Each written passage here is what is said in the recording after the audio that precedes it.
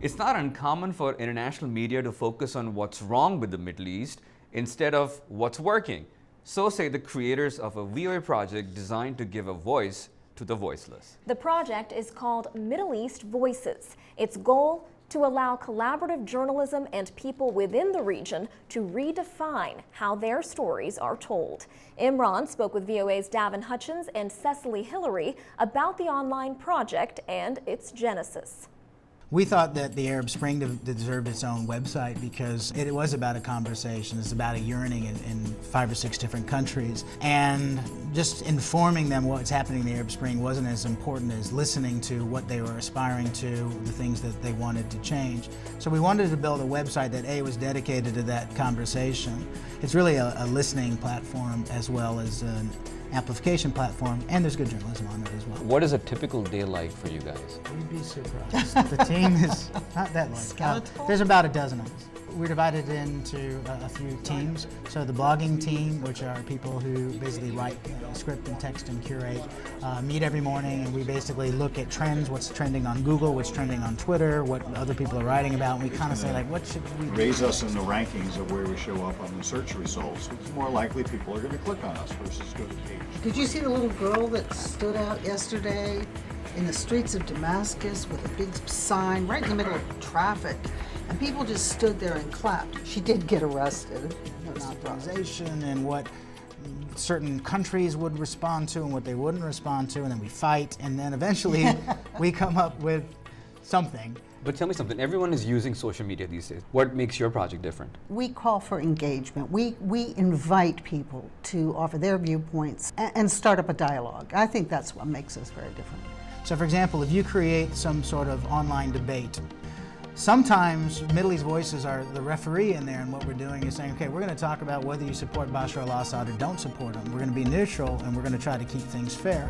And so when you're talking about what you're doing, how you're reffing, the things you're interested in an open Twitter, Facebook, or website environment, people see that. And if you're human behind the website, and if you're human behind all of these things, we get praise a lot of times saying, hey, you guys handled that debate well, or your coverage is more balanced than I thought. If I were to ask you, how do you cover a live event, and you have something going on, which is Bahrain Lulu Live, is that the way you cover your live event, or is that the portal where people can go and watch your live event? With Lulu Live, we had people on the ground feeding us information. Bahrainis do have a strong presence on Twitter, unlike Syrians and some other groups. So what you're saying is that people in Bahrain are more internet savvy compared to other parts of the Middle East? Greater internet penetration. Yeah, I mean, to a crazy degree. But we actually did some data mining and found out that like normal people, doctors and stuff, have like 10, 12,000 Twitter followers. So basically everybody in the country is following you, and you're following everybody in the country. They're also on iPhones 2 to 1 according to our data, which means they are using mobile far more than PCs. And so everything we've done in Bahrain, when we covered the original protests when they began, and then this Lulu Live was for the anniversary protests, what you see are people immediately have this literacy on how to participate. And it just takes a little bit of asking a question or a conversation to get sometimes thousands of people to respond. Yeah. We had one post where somebody wrote an open letter to U.S. Congress saying that not all Bahrainis agree with the pro-democracy activists. We had, I think, 30,000 visits in 2 days, and the poll, we said, do you agree with this letter, had more than 10,000 votes.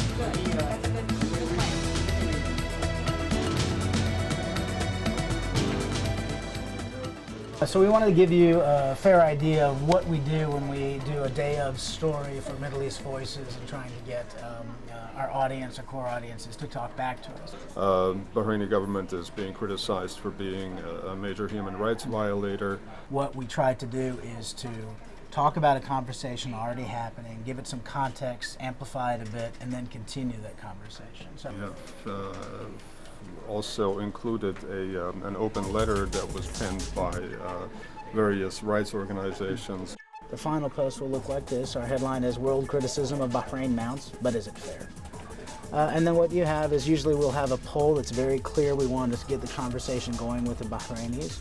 We have the different condemnation coming out from the different groups, Amnesty International here, the open letter Erie mentioned. And we're going to add some hashtags. So for example, we would add World Criticism Bahrain intensifies, but is it fair? That's the question. we might want to add like vote now since there's a poll. And the tweet goes, we go over to our real-time analytics. Oh, that's the traffic on the site right now. Let's go ahead and take the same story. I'm going to put it into our Facebook page, which has about 7,000 people. We also use Google+. So we'll go to Google+ and ask the same question.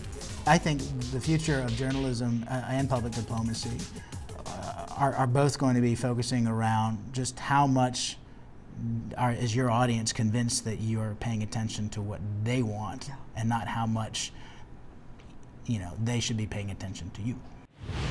That was VOA's Davin Hutchins and Cecily Hillary talking about VOA's Middle East Voices project. You can check it out anytime at MiddleEastVoices.com.